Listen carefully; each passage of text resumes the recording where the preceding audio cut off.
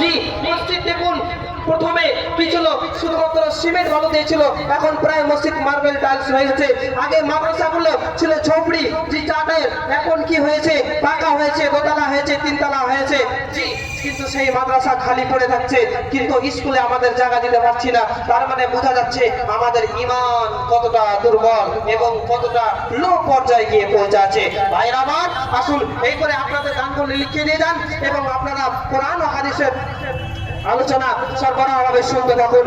আসুন, আল্লাহ রাব্বুল আলামিন তো পুরুষদের পর্দার কথা বললেন যে প্রথমে পুরুষদের পর্দা করতে হবে। তো এক নম্বরে যেটা পুরুষদের পর্দা সেটা হচ্ছে চোখ। আসুন আরো একটা চোখের ব্যাপারে কথা বলি।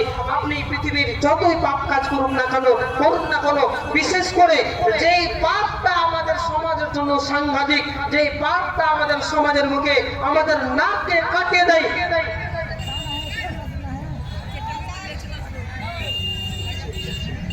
যে মানুষের নাককে ধুলাই মলিন করে দিয়েছে, যে সেটা হচ্ছে জেনা।